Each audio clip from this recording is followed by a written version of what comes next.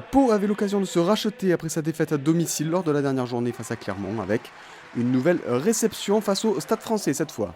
Des Parisiens sur une bonne dynamique après avoir notamment disposé de Toulon. Le début de rencontre est accroché avec une défense du Stade Français bien en place. Et sur cette action, Stanley voit son jeu au pied contré par un Parisien. Derrière, Vaïséa peut récupérer le ballon et servir Gaël Ficou. Dans les 40 derniers mètres, le 3/4 centre international est inarrêtable malgré un retour défensif palois. Ficou ouvre le score au hameau. Et l'on revoit la 4e réalisation de l'ancien Toulousain sur cette action.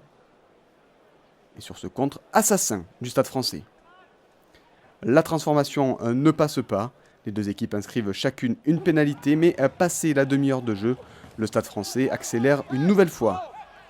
À la sortie de Sorek et après une croisée de Stein, le Ficou déboule à l'entrée des 22 et fait exploser la défense paloise par ses crochets dévastateurs.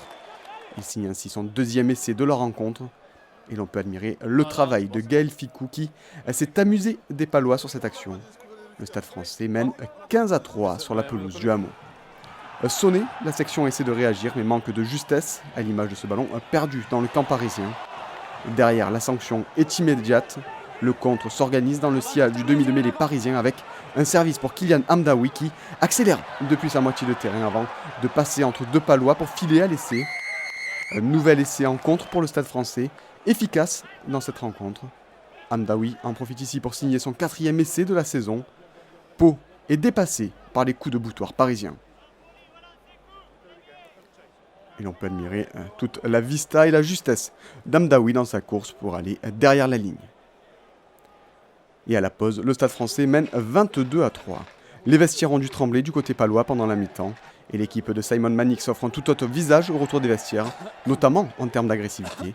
Des intentions qui vont être récompensées dès le début de la seconde période. Sur ce ballon de relance, les Palois vont faire la différence par leur jeune ouvreur Astoy qui déchire la défense parisienne jusqu'aux 30 derniers mètres. Repris, l'ouvreur peut libérer son ballon. Dobagna Sermog qui joue parfaitement au pied pour Vautou le long de la ligne et qui vient marquer le premier essai de la section dans ce match. Astoy qui a remplacé Taylor au dernier moment sur le banc palois se signale avec cette belle percée avant le jeu au pied bien senti de Mog pour Vautou. Pau se réveille et se relance dans ce match. On regarde juste quand ça brèche au départ, c'est pas un passage à vide. Les Palois qui insistent sous les poteaux parisiens avec une longue séquence. La section pilonne la défense parisienne par ses avants. Les temps de jeu se multiplient dans les 5 derniers mètres pour fixer les adversaires avant d'écarter. Dobagna sort le ballon pour Mog qui transmet sur un pas avant de nouveaux relais et la conclusion de Vautou en bout de ligne pour son doublé dans ce match. Pau s'offre le droit d'y croire dans la fin de rencontre grâce aux 2 premiers essais de son Fidjien cette saison. La fin de rencontre va être marquée par ce choc aérien sur une chandelle de Plisson. Tout juste entré en jeu, Coville heurte Mallier dans les airs. L'arrière retombe sur la jambe du Parisien placé en porte-à-faux.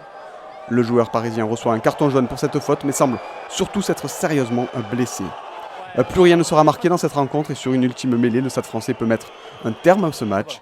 Avec ce succès, le Stade Français se place à la 2e place du top 14, juste derrière Clermont, et concrétise son bon début de saison alors que Pau concède une 2e défaite de rang à domicile et reste à 9 points au classement.